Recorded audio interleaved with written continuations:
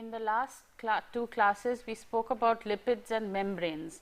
Now, what we are going to consider today is how we have the transport from the inside of the cell to the outside or vice versa. So, it is basically membrane transport that we are going to talk about today.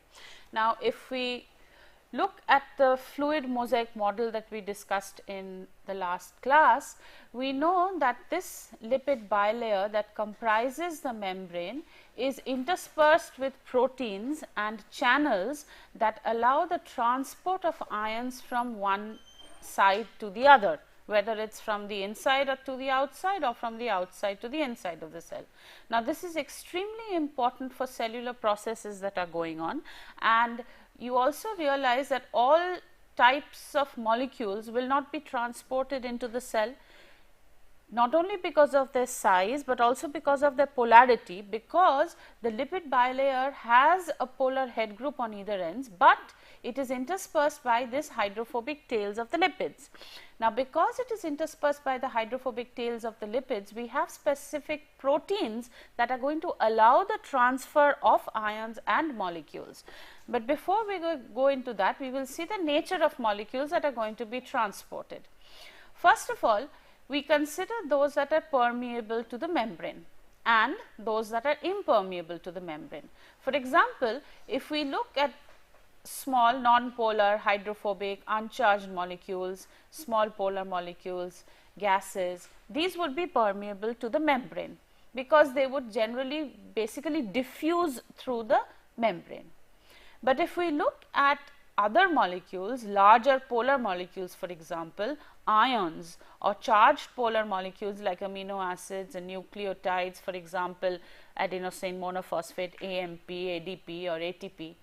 Now, these would be impermeable to the membrane because, as I mentioned, that since we have this hydrophobic lipid layer, it is unlikely that it is going to allow a charged molecule to pass through. So, you have to have some channel or some way that the molecule has to get through.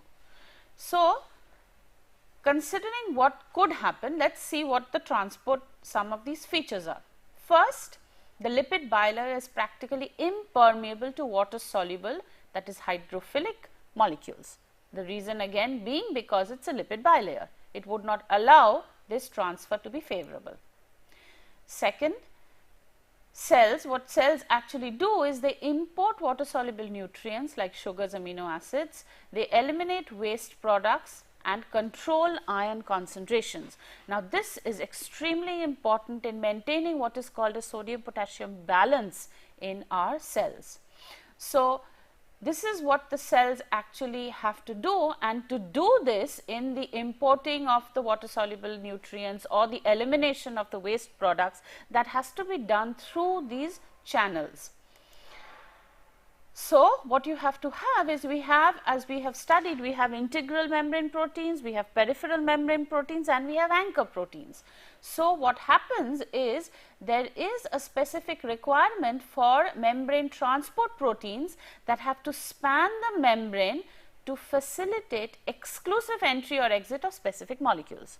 Okay, for the specific transfer or for the specific action of the cells, there are these specific transport proteins, and because each of them have a specific molecule that they are going to bind and transport, each membrane transport activity is unique.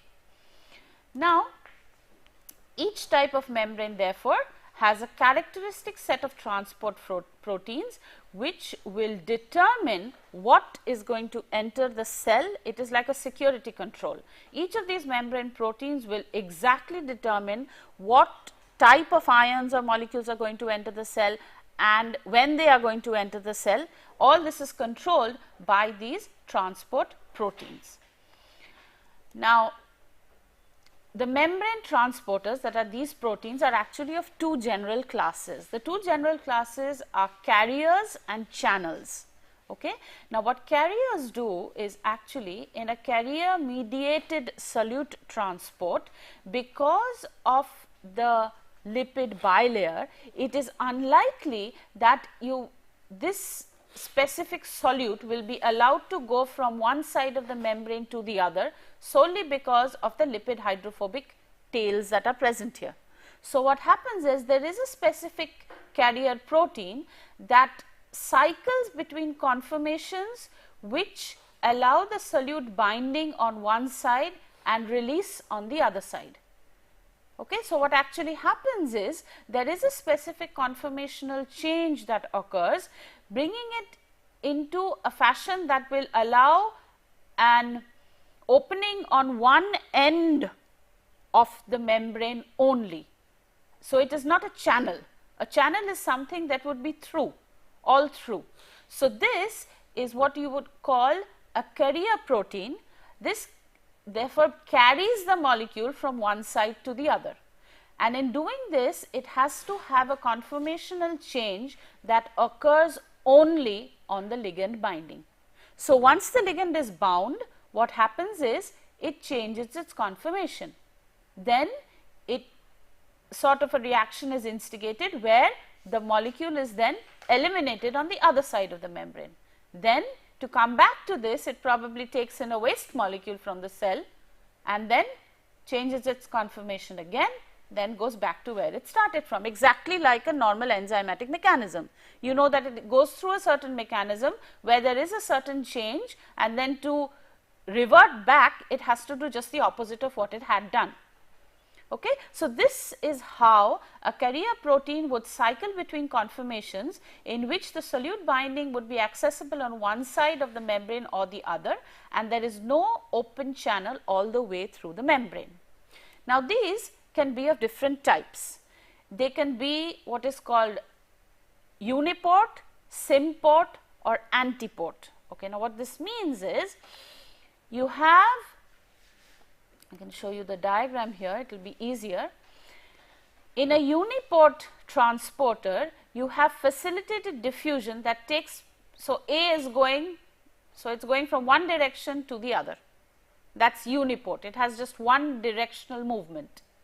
Symport has bidirectional movement. Okay, so it is co-transport, it transports A and B together. So, it is a synchronous process that occurs when you have a symport.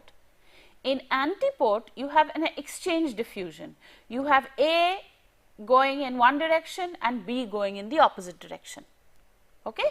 So, the classes of carrier proteins, these transporters are either uniport, symport or antiport, and uniport means that you have just the transfer of one set. Symport means you have the simultaneous co-transport of A and B together, and antiport means you have exchange diffusion where A is going in one direction and B in the opposite direction.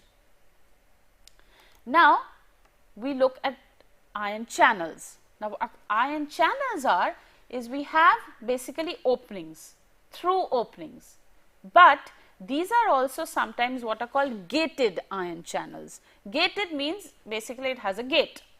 Okay. So, it opens and closes depending on concentration differences inside the cell and outside the cell. So, whether the cell needs potassium or sodium would depend upon whether this ion channel is going to open or close.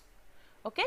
So, the channels basically cycle between open and closed conformations, and when open you recognize it is not like a carrier protein, where a carrier protein does not allow anything else to get through. Once this channel is open, there is going to be a flux of many ions going through, because you have an open channel now. Okay. So, this channel is actually very sensitive to the flux. So, what is going to happen as soon as there is too many going through, it is just like a security gate, as soon as it sees too many ions going through, it just shuts itself. Okay. This is unlike the carrier protein, where you recognize that once the ligand is bound, then what happens is there is a conformational change, but nothing else can get through. But when we have this open channel, it forms a continuous pathway through the bilayer. So, it is open for everybody to get through. Okay. So, all the ions will just try and push themselves through, but the cell might not require those ions. So, then it will shut the gate, so that it is not allowed through. It is a beautiful way that these membranes actually work. And gramicidin is an example of such an ion channel, the structure of which was solved quite a few years ago, which is a combination actually of D and L amino acids. This is one of the proteins that not only has L amino acid, but also has D amino acids. So, what we find is a conformational change in this case also, but the cycling is between an open and closed conformation. So, the differences between what you would have a carrier protein and an ion channel is quite clear here, right. Okay. Now, how does this transport take place? There can be diffusion, okay. There can be osmosis, there can be what is called facilitated diffusion, okay. Let's go one by one.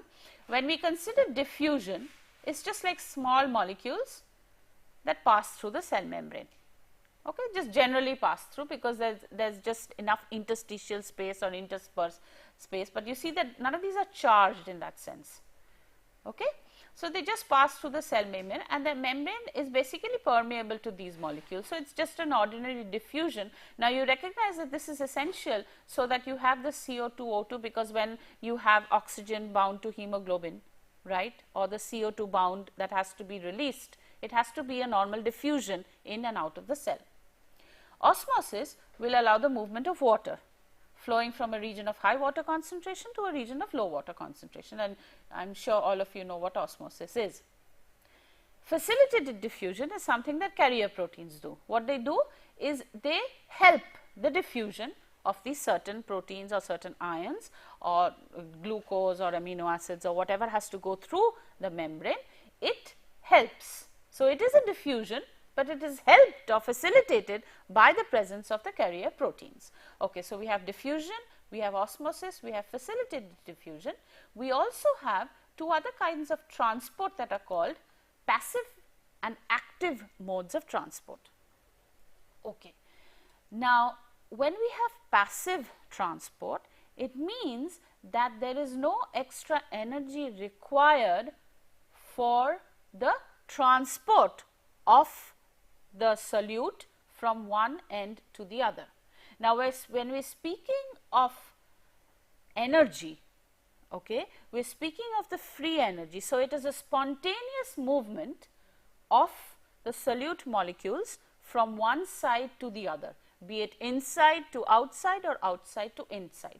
That is what is called passive transport. When you have active transport, it means you are going against a gradient. Okay? If you are going against a gradient, you have to push your way through, and in pushing your way through, you have to expend energy. Okay? That energy comes from ATP hydrolysis. It is coupled with, we will understand ATP hydrolysis and where this energy is all coming from when we do bioenergetics.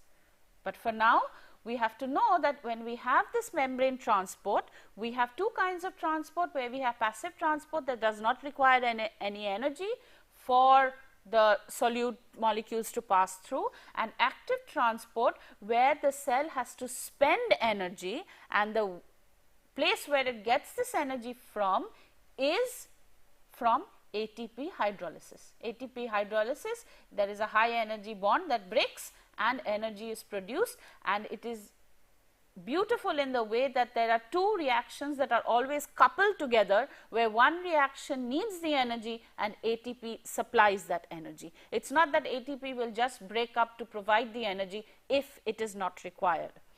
So, essentially for both cases, you understand that this delta mu, that is the free energy change, has to be less than 0, because it has to be a process where the spontaneous transport of the solute molecules are going to occur. Okay? In the case of passive transport, this extra energy is not required, so delta mu is less than 0.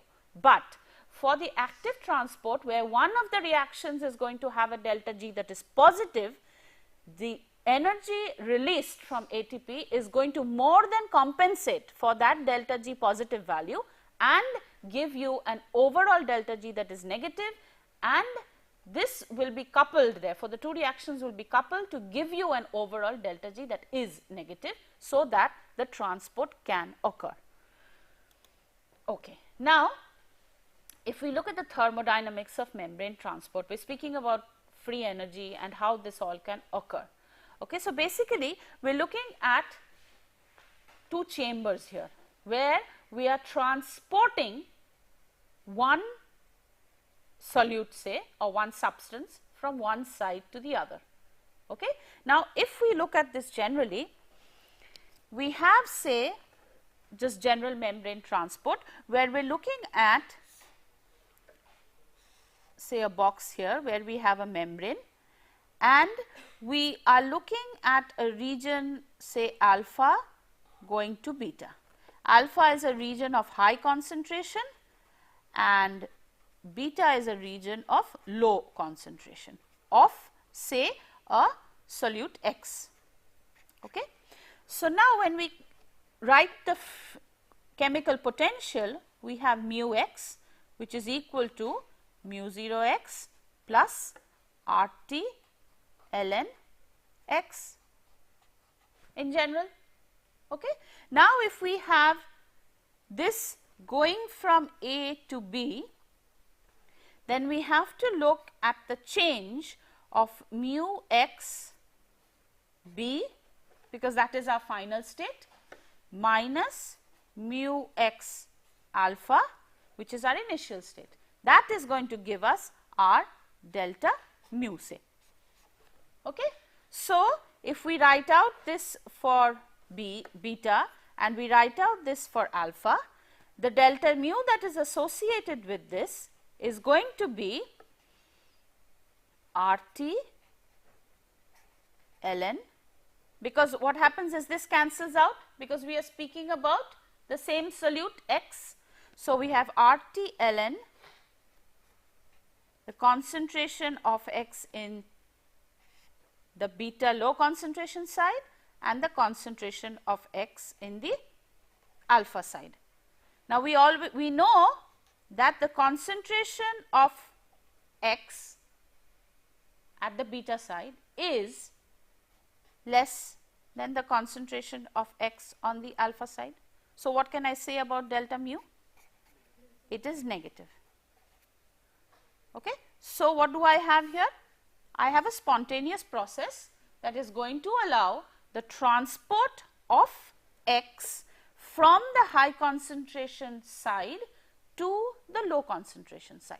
Okay. This is something you have done before, but it is just basic thermodynamics that all of you have studied. But what we are looking at is we are looking at a normal spontaneous reaction that is going to occur here, because delta mu is negative and we have the transport of X going from alpha to beta, where the concentration of X in alpha is at a high concentration and at a low concentration. So, this is similar to what we have here, where we are considering the concentration of the component C, and we have again the chemical potential calculations, where we can then determine what the transfer delta mu is going to be from 1 to 2. So, it is going to be mu 2 minus mu 1. Again we have RT ln C2 by C1, and if you put in the correct value of R, you are going to get your delta G value in joules or kilojoules per mole. Now, if the concentration of C2 is higher, then this is going to be positive. If the concentration of C2 is higher than C1, then we have a positive value for ln, which makes delta mu positive. So, the transfer from 1 to 2 is going to be unfavorable, right. So, what do I have to do in that case? If I have to have the transfer occur in terms of a membrane transport, I have to couple it with ATP hydrolysis. ATP hydrolysis is going to give me a huge amount of energy that is going to compensate for the positive amount that I get here.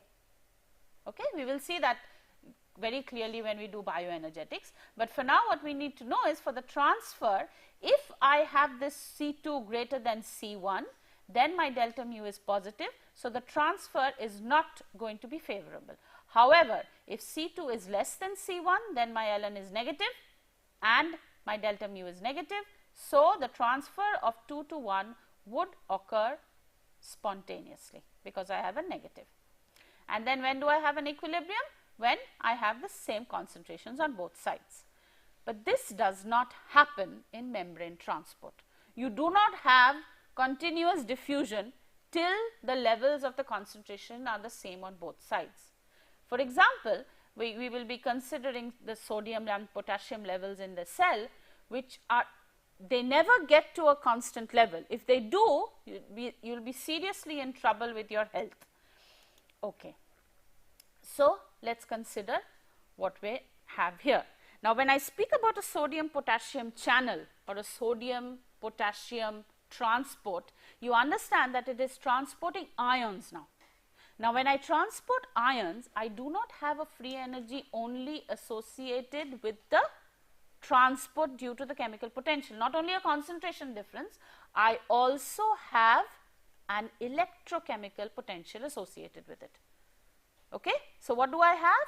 The free energy change is going to be associated, you know delta G, you know Nernst equation. Delta G has, with an electrochemical potential, you have it equal to minus NFE. So, not only do you have the potential due to the concentration difference, you also have a potential due to the electrochemical difference when you are transporting ions. Okay? So, when we have the movement of these charged species, it will give a rise to the potential difference across the membrane, right? Now, due to the potential difference rise, there is going to be an imbalance of ion concentrations across the membrane. Okay? So, we have to have an electric potential. Now, we know, now this is just this basic definitions which you all know. You have a Z. What is a Z? Z is the valency. You have Na, which is the Avogadro's number, and you have E, which is the electronic charge. Okay? And we have this F. What is F? F is Faraday's constant, that is Avogadro's number into the electronic charge. Okay? So, basically what we are saying now is, when I do not have just a concentration difference, but I also have the transport of a charged species, I have to consider an additional electrochemical potential. So, what do we do now? So, we have a membrane with a potential difference across it. Now, I not only have, if we look at this expression here, what does this expression have? It has an associated with it a concentration, because of the difference in the levels of concentration of sodium and sodium in side 1 and side 2. But since we have a charged species now, what do I have? In addition, I have an electrochemical potential, and this is also going to contribute to my delta mu. Okay? So, I have now a system where at Na1, say, this is the concentration of the sodium at side 1, it is 145 millimolar. The concentration at side 2 is 12 millimolar. Now, when I consider the delta mu, I also have to consider, so where am I? I am transferring from 1 to 2, right? So, let us go back to this just to make it clearer. So, I have now, let us say, I have my cell, and here I have chamber 1, here I have chamber 2. In chamber 1, I have the concentration at 145 millimolar for sodium and the potential V1. In chamber 2, I have 12 millimolar and V2, which is the potential. So, if I am to calculate the delta mu value, I have to consider mu 2 minus mu 1. So, the contribution is going to come from RT ln, what is it going to be?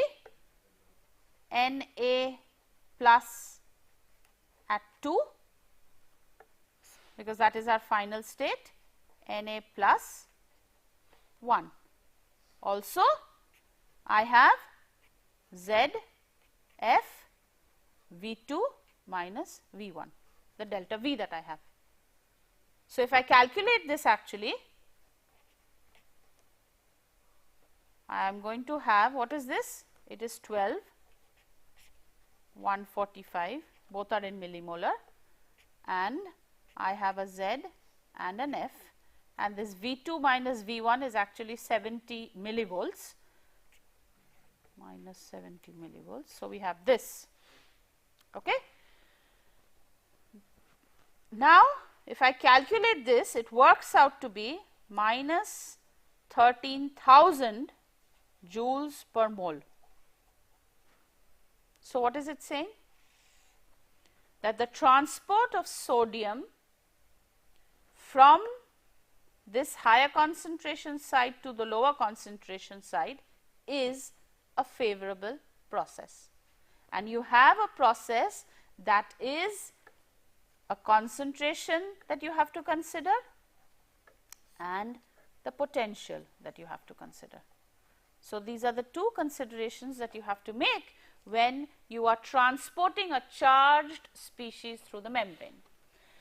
So, what we have is we have a delta mu, that is mu 2 minus mu 1, RT ln Na2 by Na1, that is a concentration of the ions on the both sides, plus ZF V2 minus V1. When the system is at equilibrium, we can write this, which turns out that this V2 minus V1 is 67 millivolts. Now, this is very important. When we consider the ionic species in the cell, the concentration in the cell and the concentration in the tissue or in the blood, if you notice, the concentration of potassium in the cell is high and the concentration of sodium is low. In the blood, it is just the opposite. Now, this is an extremely delicate balance. You can have severe brain damage if this balance is even slightly distorted. Okay? If your sodium level in the blood goes, even if your say potassium level goes down to 3 millimolar and your sodium level goes down to 120 millimolar, you will have to be administered saline to get and be given potassium chloride to get your levels back up. And you cannot do that very drastically because your brain will be irreversibly damaged. It is extremely delicate. So, even this 4 millimolar cannot go down to 3 millimolar. This cannot even go down to 120 millimolar. Okay? It is that delicate balance, and this is extremely important because we have a specific carrier protein that can act on sodium and potassium. So, what it does is it brings the sodium out of the cell, and it is the same protein that will take the extracellular potassium into the cell. It is quite smartly, very, very smartly designed. So, if we consider these mammalian cells, they are selectively permeable and they open and close channels for particular molecules when they are required, as I mentioned before, because you cannot have too much sodium in the cell. You cannot have too much potassium also. Too much is also bad. Okay. Now, in a resting cell, most of the potassium channels are open. Why? Because it can have a large amount of potassium in the cell, not outside. So, what do we have to have here? We have to have an ion gated channel. Okay. The ion gated channel will, in this case, what happens for the resting cell, most of the potassium channels are open so that the potassium ions can come through, but only a few of the sodium channels are open because we do not want too much sodium in the cell. Now, if we look at some interesting features of the sodium and potassium ions, then what we have here is, if we look at the radius of the sodium and potassium ions, we have K plus ions that has a radius of 1.33 angstroms. We have Na plus ions that have a radius of 0.98 angstroms. Okay. Now, if we consider that the sodium ions are small, so it is likely that they are going to go through more easily, but that is not true. You know that when you have hydration, right, the hydration sphere is different for sodium and potassium, but when it enters the cells, it is stripped of this hydration sphere, because what you have to do is you now have to traverse this membrane. Now, there is a certain molecule that is very cleverly designed called valinomycin. It's valinomycin.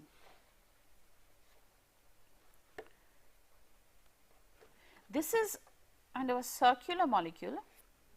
It's made up of 6 amino acids. So, we have some amino acid chains that valinomycin means there are valine amino acids, valine side chains rather, that are outside here. So, what are the valine side chains? What is the valine side chain?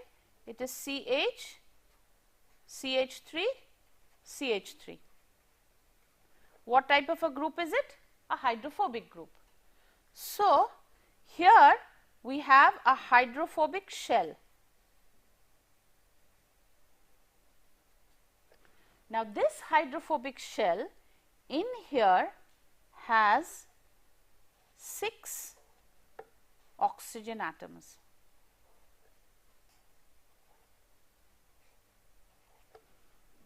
Okay? Now, these 6 oxygen atoms are spaced in such a way that this fits the potassium ion exactly. And because of this hydrophobic surface that you have, what happens? It can pass through the membrane very easily, right? So, the size is such that the interaction between the oxygen and the potassium charges, the ionic interaction is unique. Now, because sodium is too small, it does not sit here.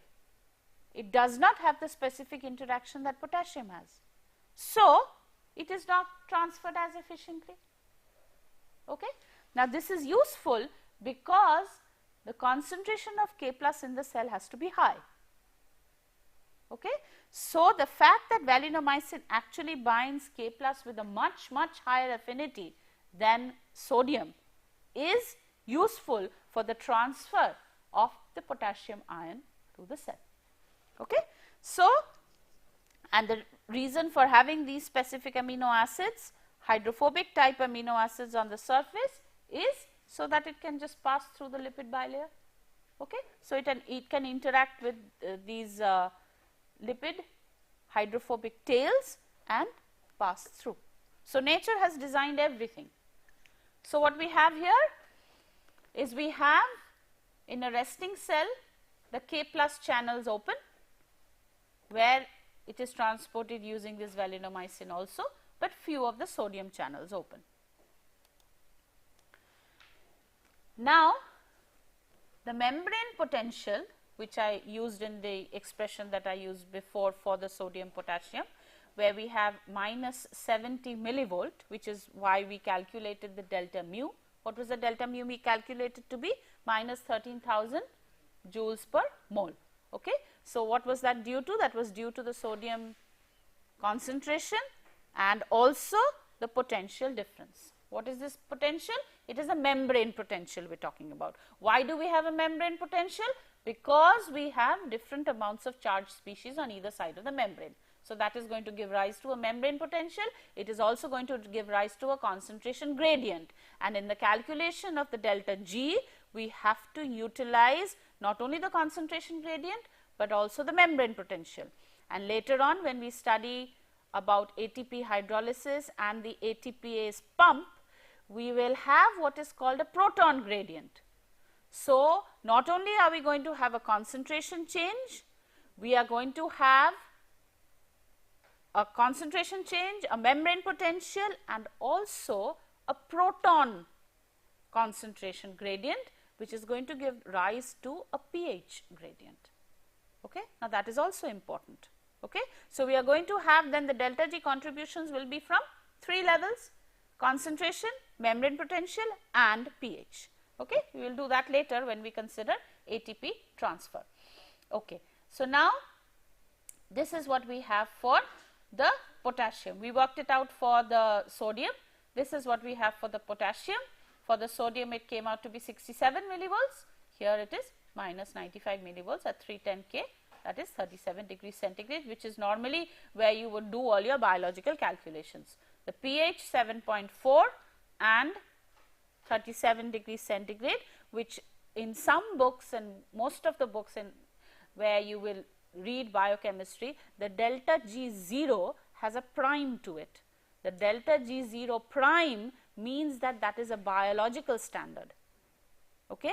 In the normal delta G0, what do you consider? 298 Kelvin. When it is the prime, it means it is 37 degrees centigrade, that is 310 Kelvin, and the pH is 7.4. Okay? That is what that prime means. Okay. So, what do we have? If we consider now our sodium gradient, what did we have? We had 145 millimolar. Where is this outside now? 145 millimolar. We know that the inside of the cell has high potassium and low sodium. So, the sodium gradient is such that you are going from the outside to the inside of the cell. So, the tissue fluid has 0 millivolts. The cytoplasm has minus 70. Now, where has this minus 70 come from? It has come because of the ion concentrations being different on either side of the membrane. So, the interior of the cell is negative and the sodium concentration is higher on the outside than the inside. The free energy is gained by opening the sodium channels and allowing the sodium ions to flow. Why? Because your concentration on the other side is low. So, if you are going from a high concentration to a low concentration, then that is favorable, right? We calculated that the delta mu is going to be negative for such a case, because the ln is going to be negative, right? So, if we gain free energy by opening the sodium channels and allowing the sodium ions to flow, but we know that the free energy comes from both the concentration gradient and the potential difference across the membrane. And that, as I mentioned, when we have an H plus case, we are going to have, in addition to this, we are going to have a pH gradient as well that has to be considered in our calculations for delta G. Now, what happens is, as I was mentioning, the sodium and the potassium sets are actually coupled together. So, what we have is, if this is our membrane, we have what is called sodium Na plus K plus. It acts so much like an enzyme that it's been given a name Na plus K plus ATPase. Okay. This ase suffix is usually used for an enzyme, but this sodium potassium pump acts so efficiently that this has been given this name. So, say this is occupying this region here. This is where our Na plus K plus ATPase is. Okay. What happens is, if this is the outside and this is the inside, what happens here, there is a certain gated channel here where we have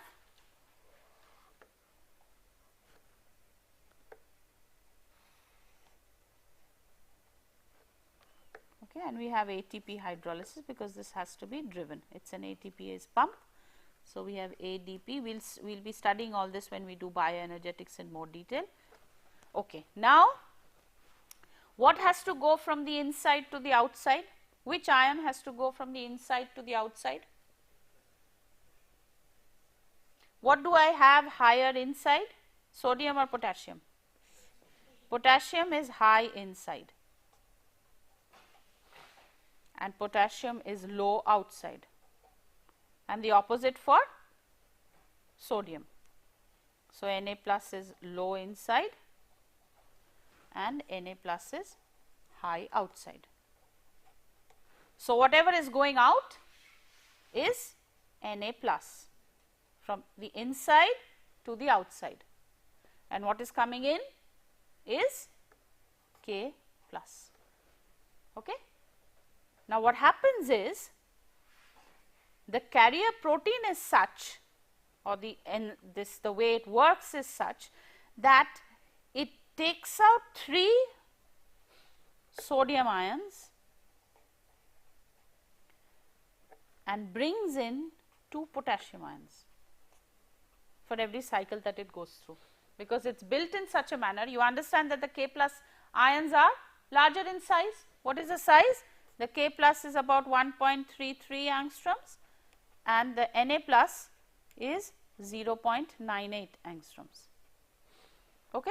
So, 3 of these Na plus are brought from the inside to the outside and 2 of the K plus are taken from the outside to the inside, and then what happens is this is then ready to take the sodium outside again, okay, because you have to get it back to where it started from, just like an enzymatic reaction.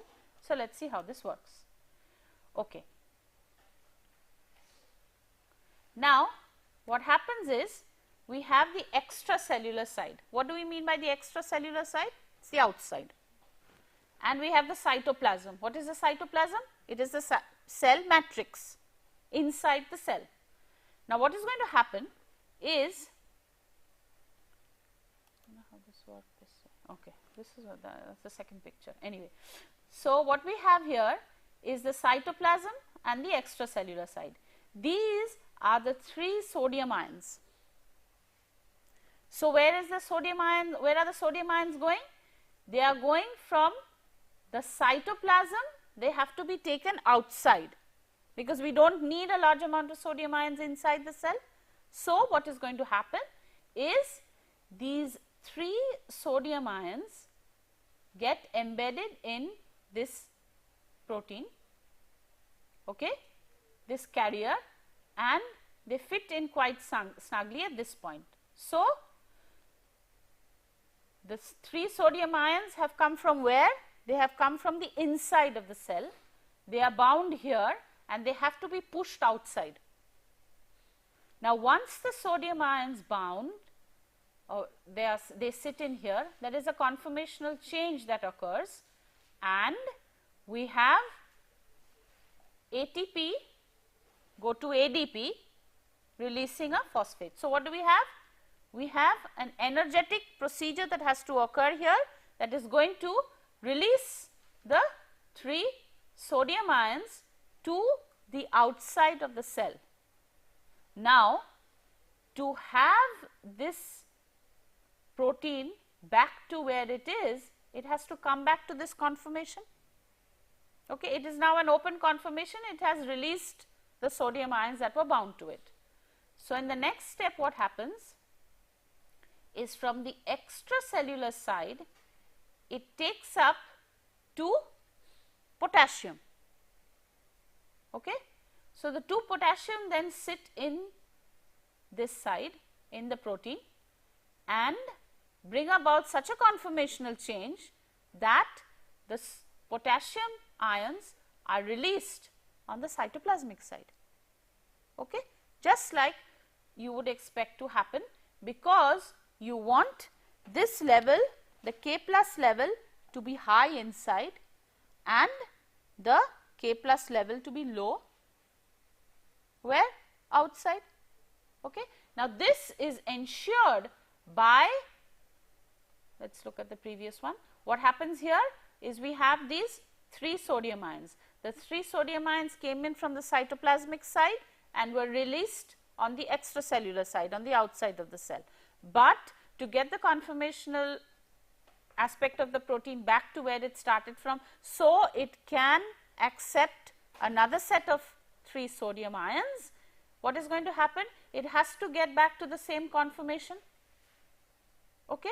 Because what happens in these carrier proteins is you have a conformational change that occurs, and in this conformational change you have to get it back to its original conformation so that it can perform the procedure once more, because it has to keep on doing this, it has to constantly do this.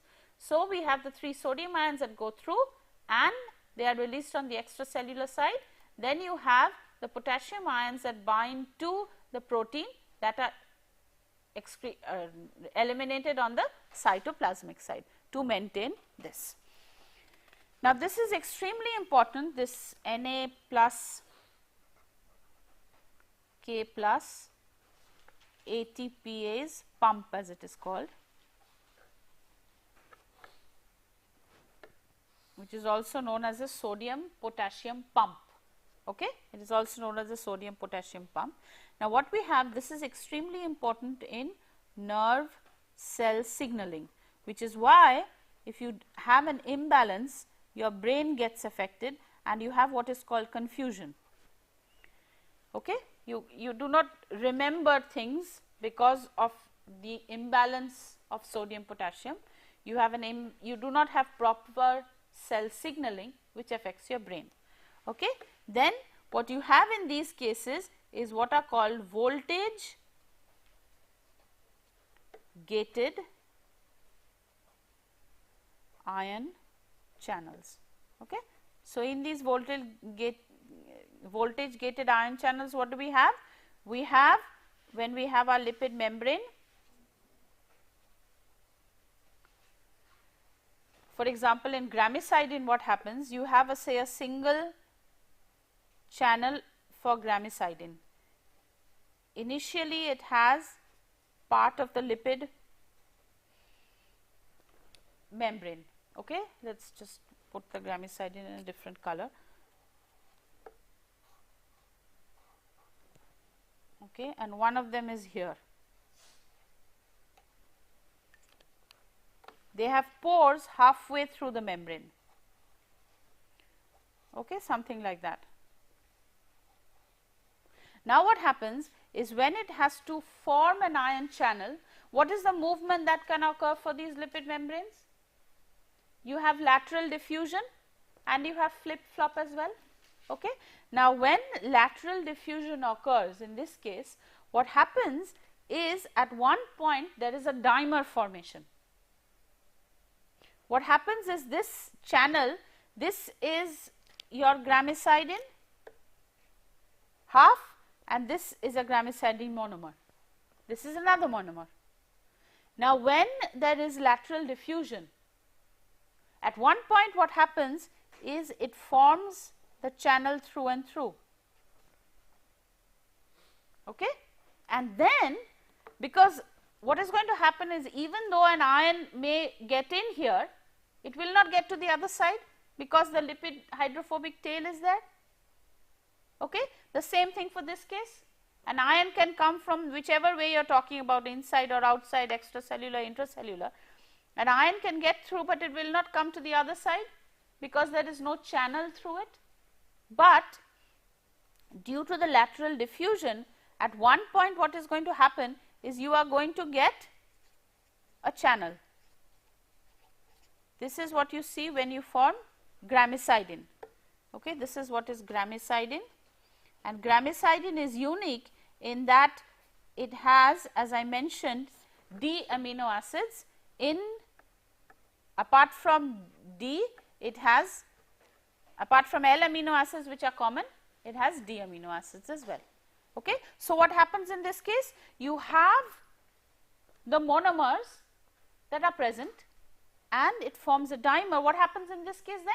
You have an ion channel that will allow the flux of ions through and through. Okay. And why is this possible? It is possible because your whole membrane is fluid in nature. Okay. Because of the fluidity, because of the lateral movement, it is possible that you have these ion channels that allow the transfer of ions inside and outside. So, what we have studied today is membrane transport.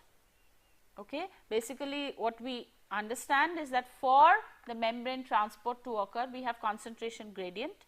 Okay. We have specific types of transport, active transport that requires energy, passive transport that is just going to allow the permeability of the molecules, the solute molecules through and through, and we have specific molecules that have to have specific concentrations inside and outside the cell, as a result of which there is going to be a potential developed because of the charged species that have to be transferred, and we have the concentration gradient as well. And we went on to do some free energy thermodynamics, the thermodynamics of membrane transport, where we calculated what the free energy changes were. Okay. Thank you. Okay.